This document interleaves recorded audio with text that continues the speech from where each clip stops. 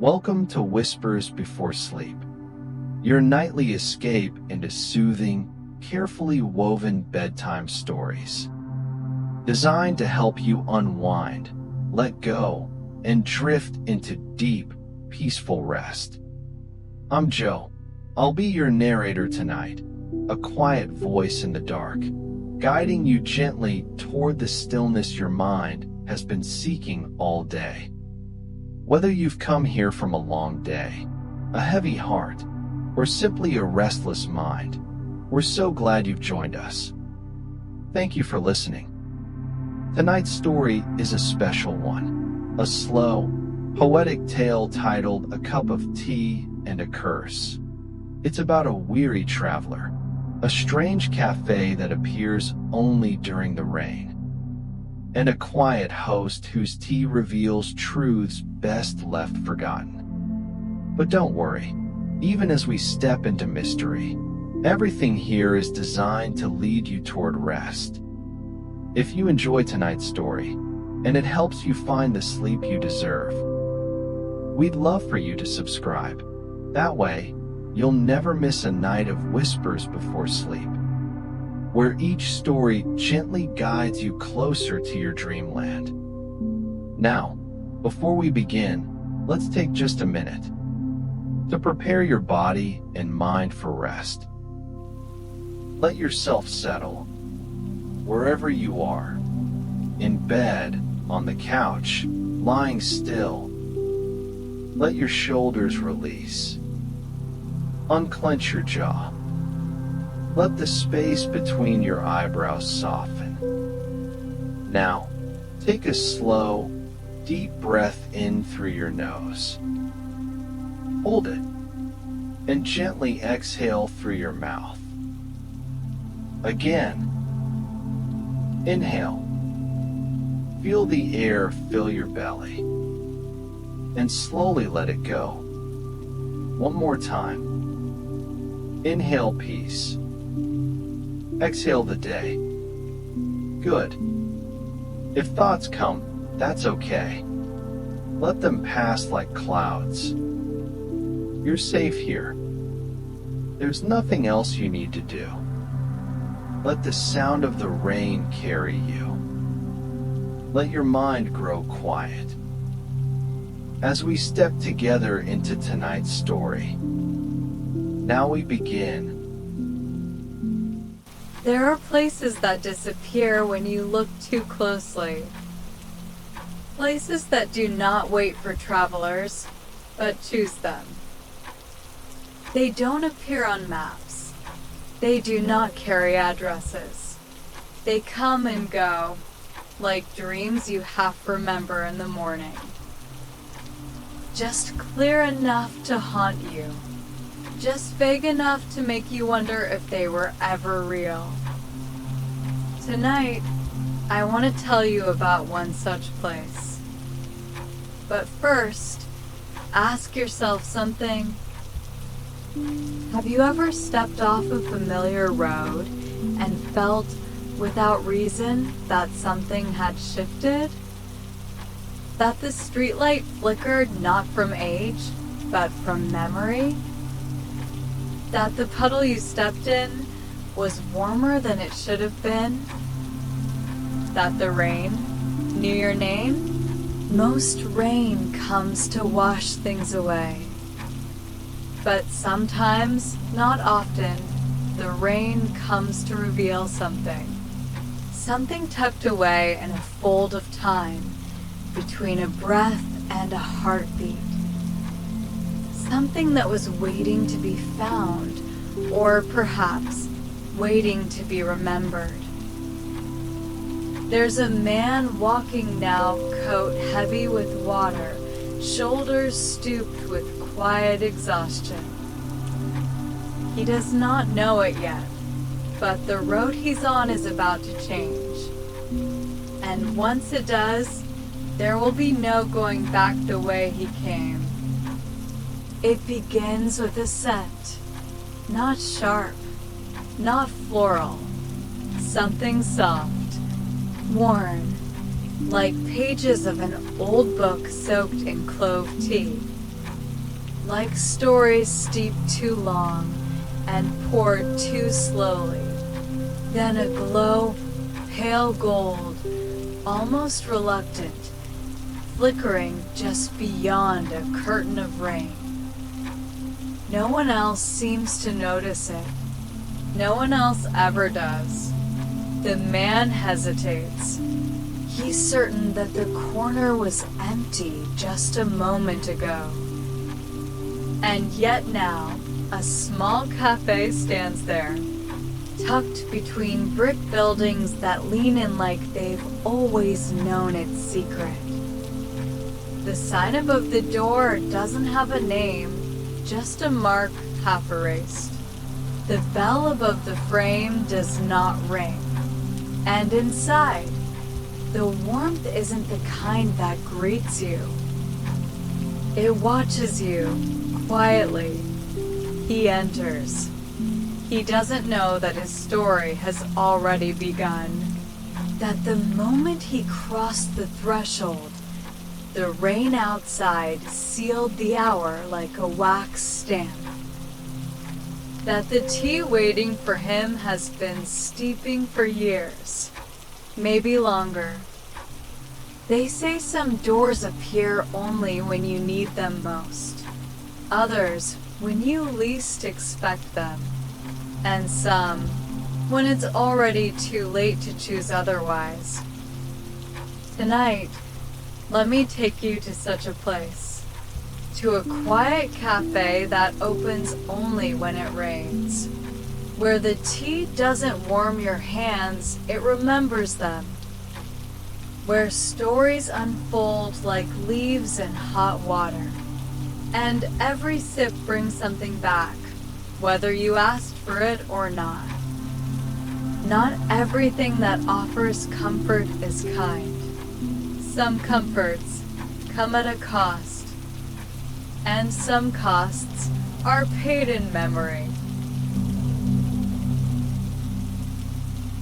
It was the kind of rain that didn't ask permission. It settled into every scene, every thread, every thought. He had stopped checking the sky hours ago. The clouds had long given up their warnings. Now, the only rhythm was the sound of his footsteps, echoing through puddles that stretched like forgotten reflections. He did not know where he was going. He hadn't for some time. The map in his pocket had split down the middle, its corners softened by days of damp. The names of towns had bled into one another, until nothing remained but lines and guesses. His coat, once the color of bark, was now soaked through, heavy, sluggish, cold around the collar. His shoes had stopped keeping out the water hours ago. He walked, not toward something, but away from everything else. A man worn by time, and perhaps by something quieter than time. Like waiting too long for answers that never came. And then, without turning a corner or crossing a street, he saw it, a light, soft, flickering, almost hesitant, like it wasn't sure it should be seen. He stopped, looked once over his shoulder, just wet stone and fog behind him, but ahead, that glow, and more than that, the smell. Not smoke, not food, something older, steam, clove, the faintest hint of citrus and earth. He stepped forward, slowly, almost afraid the place would blink out if he moved too quickly. And there it was, a cafe, tucked between two crumbling brick buildings that leaned in close, like they'd been whispering about it for decades. He couldn't remember seeing it from the other end of the street. In fact, he could barely recall walking down the street at all. But the cafe stood there nonetheless. Quiet, still, waiting. Its wood was dark, softened with age. The windows, small and stained, glowed with a warmth that didn't quite reach the sidewalk. Above the door hung a carved wooden sign. The letters were worn. So worn, in fact, that he could only make out one of them. A shape, almost like a teacup, or a hand, or both. The door was crooked in its frame. One hinge let out a sigh in the breeze. A bell hung above the door frame, but didn't ring. He hesitated, just for a breath. Not out of fear, not quite, but because the air around him felt stiller, as though the rain had taken one step back, as though the city had agreed to give this moment some space. Then he pushed the door open. It gave way gently, without protest. Inside, the light deepened. Not brighter, just closer. Like being wrapped in something old. Something remembered. The warmth met him, not with cheer, but with a hush, like a library in winter. Like a memory no one speaks aloud, but no one forgets. And though he'd never seen the place before, he felt he'd arrived somewhere he was meant to be. Somewhere that had been expecting him. Inside, the air was still. Not stale, not perfumed, just still, as though it hadn't been disturbed in quite some time, but hadn't quite settled either. Dim lanterns flickered against dark wood. The floor groaned gently beneath his feet, not in protest. More like an exhale. Dry warmth pressed against his skin. Woolen and soft, and almost immediate. The kind of warmth that comes not from heat, but from having been cold too long. He paused just past the door. There were no other patrons, no chatter, no signs of a recent crowd, no smell of food, only tea, strong, earthy, cinnamon, clove, and something else, not sweet, not bitter, something that tugged at the edge of memory. He scanned the room slowly. The tables were set for one each. Every chair was slightly askew, as if recently stood from, but not recently enough to be fresh. There were bookshelves, but no books. Curtains, but no windows. And then, the host. He hadn't heard the man approach, didn't hear footsteps or breath. Just turned, and there he was, tall, though he seemed smaller somehow, gaunt, but not frail. Skin the color of old parchment, eyes dark but soft, kind but watching. Not suspiciously, more like someone who has seen 1,000 faces and remembers all of them. The man did not speak. He only nodded, then turned, almost soundlessly, toward the counter. There were no menus, no chalkboard of options, no questions asked, no name given, only a cup already waiting. Porcelain, thin, white with age, and faintly warm to the touch. Along its rim, a symbol, faded and unfamiliar. A spiral? A tree?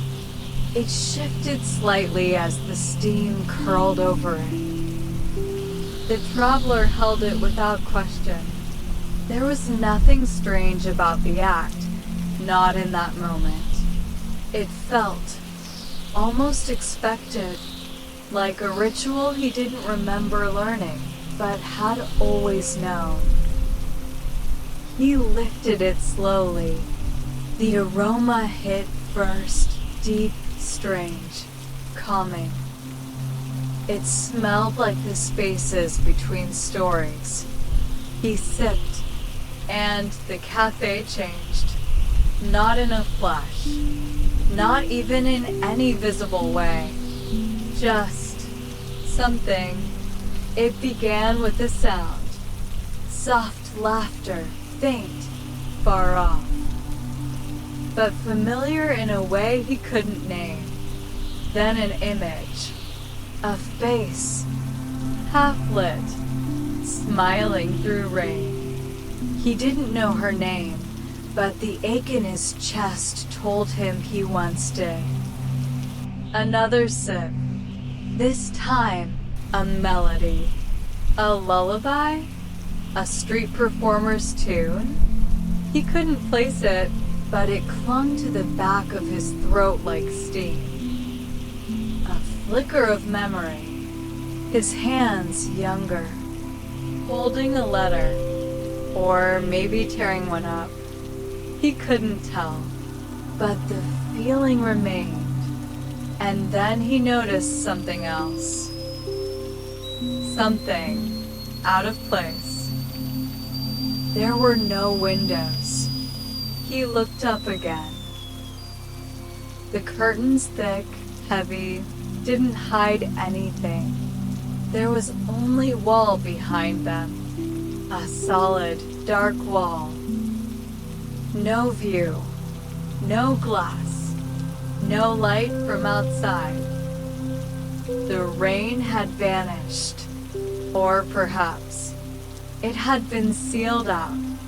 Or sealed in.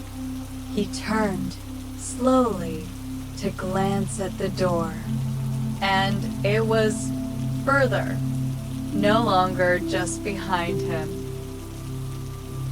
It seemed now to sit beyond the room's edge, beyond the reach of footsteps, as though it had been nudged back, while he wasn't looking, not threateningly, not even urgently, just patiently, waiting. He set the cup down, hands now slightly unsteady. He wasn't frightened, not yet, but he felt something unfamiliar, as though he had just stepped into someone else's memory, as though the walls remembered things he had not yet recalled.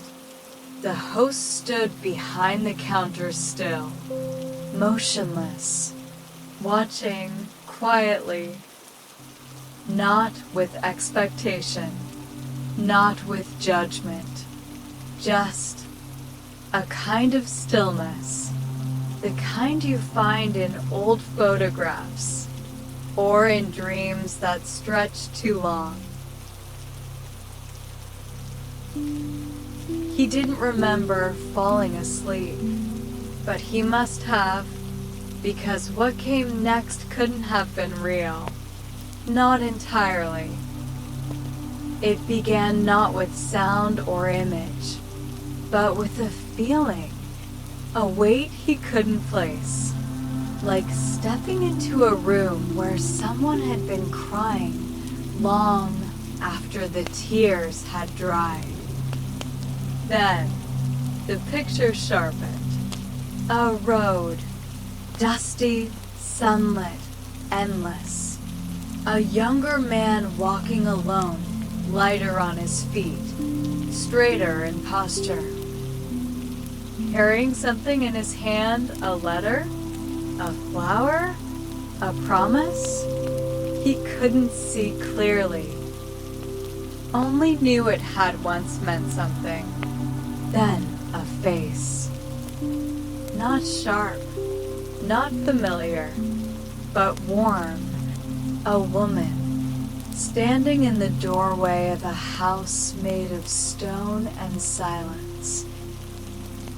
She smiled, and he felt his chest tighten, not from recognition, but from loss.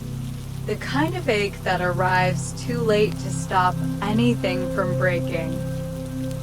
Another sip, a fire, words shouted. A name his? Hers? He wasn't sure. The sound dissolved before it reached his ears, but the shame stayed. He opened his eyes. The host was sitting across from him now.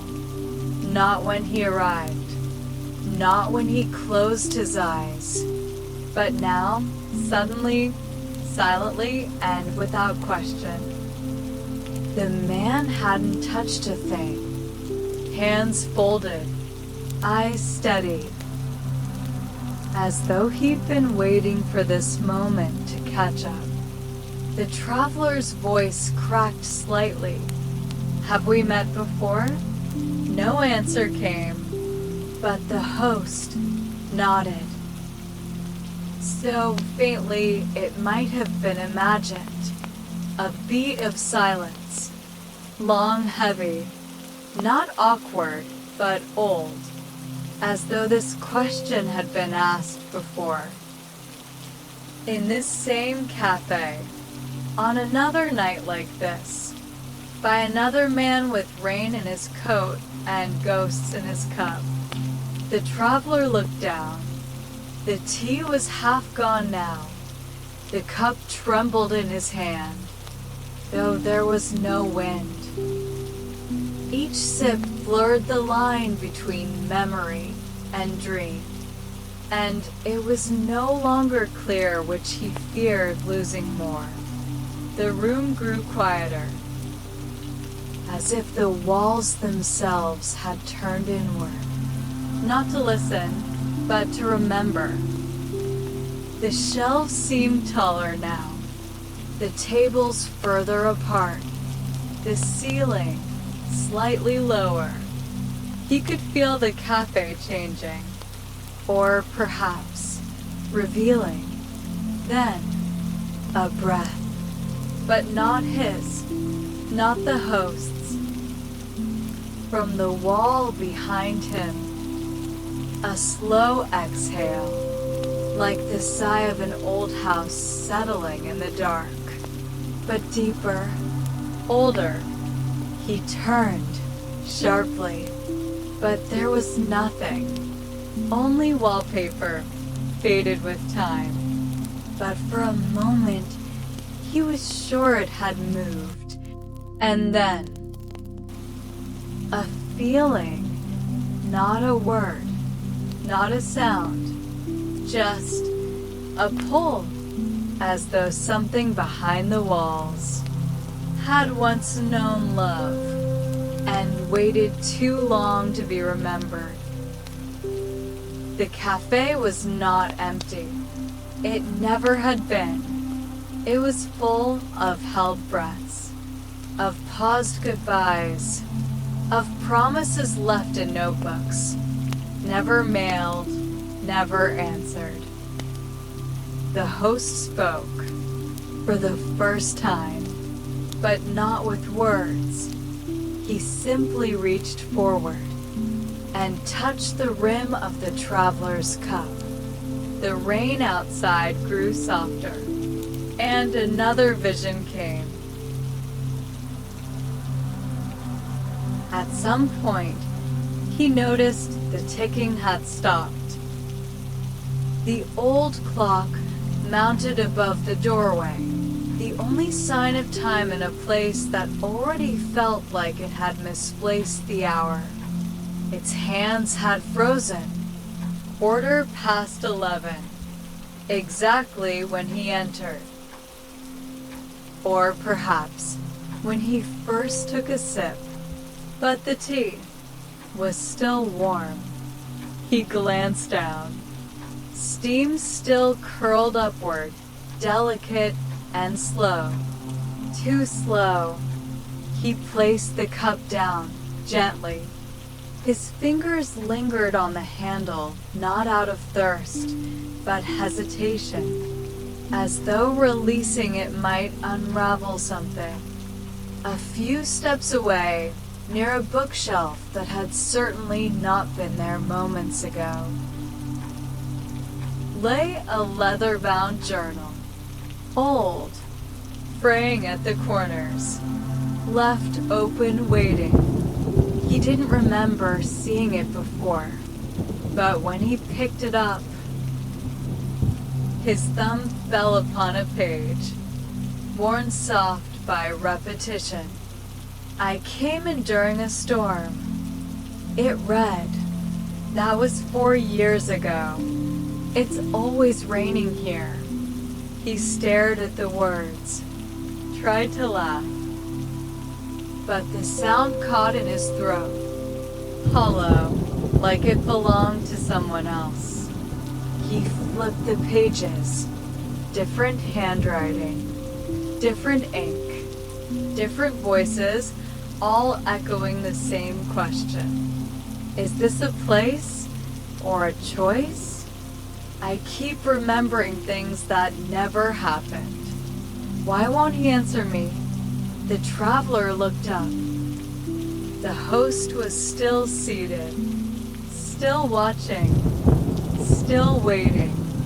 And then he spoke. For the first time, a voice worn down by time, soft as parchment. Not a greeting, not a warning, just a sentence. Every cup tells a truth. Every truth, a price. He said no more, but the silence afterward was louder than any thunder. The traveler sat again, this time slower, not out of fatigue, but reverence, as though realizing too late he'd stepped into something older than memory. He looked around. The café had no windows, no mirrors, only reflections in the tea, in the journal, in the host's unblinking gaze. What is this place? He asked. No answer. But something changed. The walls leaned in, not physically, but emotionally. He could feel them listening. He tried the door. It was there, unlocked, but somehow farther than it should be. He could reach it, but his hand hesitated. There was no threat, no warning, just something unfinished.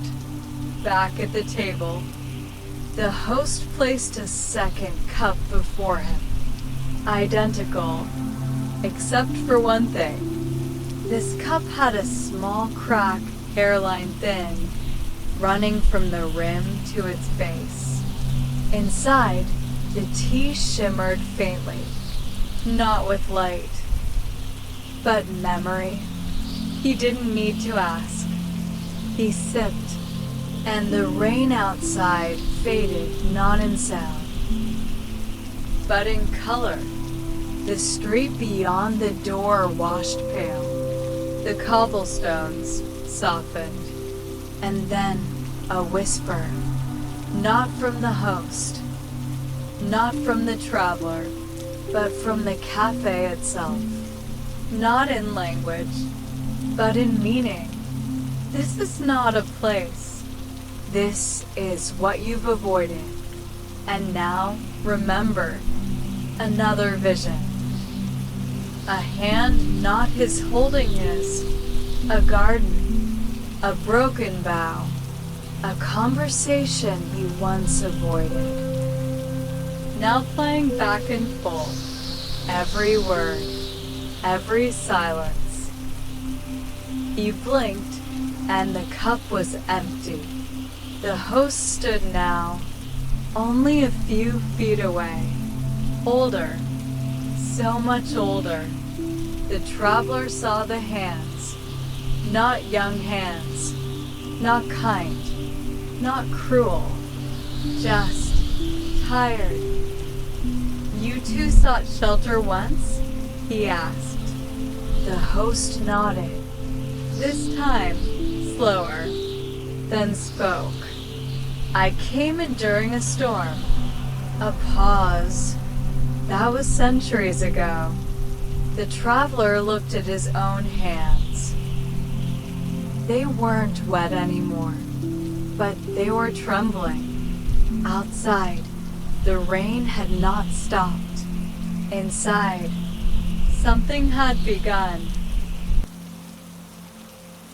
He sat at the table long after the second cup had cooled. The fire had dimmed, though he didn't remember it ever being lit. The shadows along the shelves had lengthened, not from time, but from attention. They shifted with thought, not movement.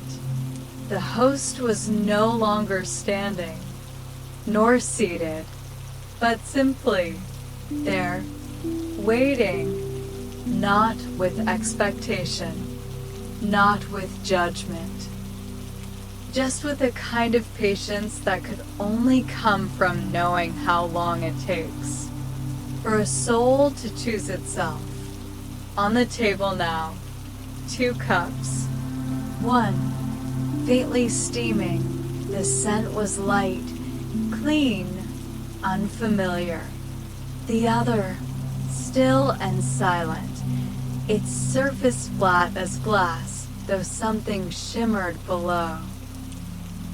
He did not ask what they meant. He already knew. One would let him leave, forget, return to wet roads and empty maps, to wanderings without destination and nights without reflection.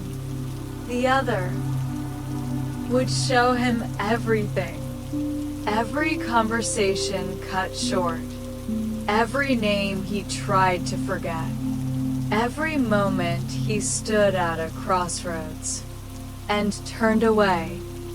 He reached out, then stopped, not afraid, but unsure whether memory was a burden or a homecoming. The host placed something on the table between the cups, a mirror, no larger than a saucer, its edges worn down, its glass uneven. He looked into it, not his face, not at first. A corridor, lined with chairs, empty cups, one figure at the far end, offering tea, himself, older, but not by years, by weight, by knowledge, by having seen, by staying. The mirror cleared. Now, only his reflection, tired, but softer, more known. He asked quietly, "If I choose to remember, can I still leave?" The host said nothing, only gestured. Once more, toward the cups. He lifted the one with no steam, the one with memory, the one that shimmered without moving. The warmth didn't come from the liquid. It came from recognition, from return. He drank, and the room changed. Not suddenly, not sharply, but with the softness of acceptance. Walls receded. Chairs moved on their own, sliding gently into their places. The clock ticked once, then stopped, and outside, the rain paused, only for a breath, then resumed. But this time, it was quieter. Inside him, images returned. A garden, a hand he should have held longer, a path he never took, but also a night of laughter under a leaking roof, a letter never sent, now read, a promise made and this time kept. He looked up. The host was gone. In his place, the chair was empty. The fire burned brighter. The cups were clean. And on the door, a sign, written in fading ink. One leaves, one remains, until they become the same. He stood, no weight in his limbs, only a quiet certainty. He opened the door. Not to the street, not to the rain, but to another table, another chair, another wanderer, coat soaked, eyes distant. He smiled, walked toward them. Saturday, poured the tea, and asked the only question that mattered. Long night. The cup was nearly empty now. Only a whisper of warmth remained at the bottom, like a thought not yet spoken aloud. He held it in both hands as though it were fragile. Not the porcelain, but the moment, the stillness, the quiet knowledge that something had ended. But nothing had really gone. Across from him, the chair was once again occupied. The host's face was unchanged, calm, faintly lit by the candle between them. He nodded, a nod that didn't mean goodbye, but something slower, older, acceptance. The candle flickered, not wildly, not with drama, just once, like a breath exhaled after a long, long wait. The door opened. No footsteps approached it. No wind moved it. It opened because it was time. He stood. No hurry, no need. The sound of the rain reached him again, not as noise, but as rhythm, as a lullaby, a low, timeless song stitched into the earth and rooftops. He stepped outside. The rain felt different now, lighter, softer, not falling so much as staying with him, a kind of companion.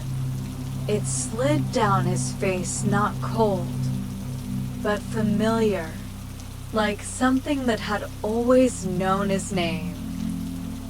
He turned back, curious, half expecting the café to vanish behind him. But it didn't. Not right away.